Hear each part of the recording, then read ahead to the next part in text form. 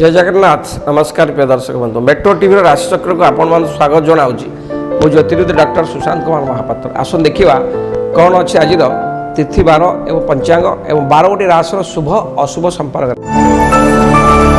आज कुंभ दिन 9 फेब्रुआरी मास 20/2/2025 मसीहा फाल्गुन मास कृष्ण पक्ष गुरुवार आज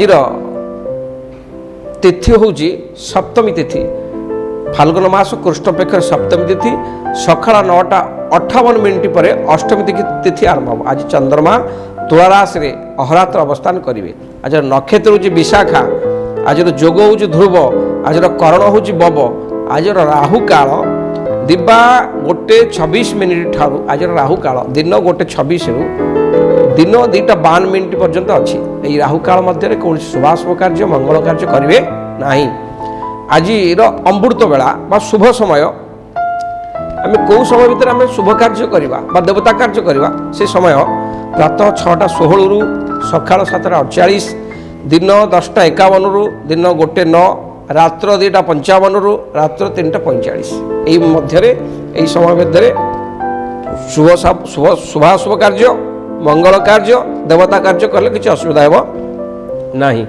आज चंद्र शुद्धि कौ राशि आज चंद्र शुद्धि अच्छी मेष राशि, वृष राशि, कर्कट राशि, सिंह राशि, तुला राशि, बिछा राशि, धनु मकर राशि चंद्र शुद्धि अच्छी। प्रातः 6:49 गत सकाल 6:49 पर वृष, मिथुन, सिंह, कन्या, बिछा, धनु, मकर, कुंभ राशि चंद्र शुद्धि अच्छी। रवि शुद्धि बा रवि कौ राशि शुभफल प्रदान करेंगे मेष, वृष, कन्या, धनु ये 4टी राशि रवि अत्यंत शुभफल प्रदान करेंगे। गुरु शुद्धि बा बृहस्पति शुद्धि मेष, कर्कट, कन्या, बिछा, मकर राशि गुरुंकर शुभ दृष्टि अच्छी बा गुरु शुद्धि अच्छी। आज कौन सी राशि घात चंद्र जोग ना घात 12 अच्छी। तुला कुंभ राशि घात 12 जोग अच्छे, घात चंद्र आज कौन सी राशि ना।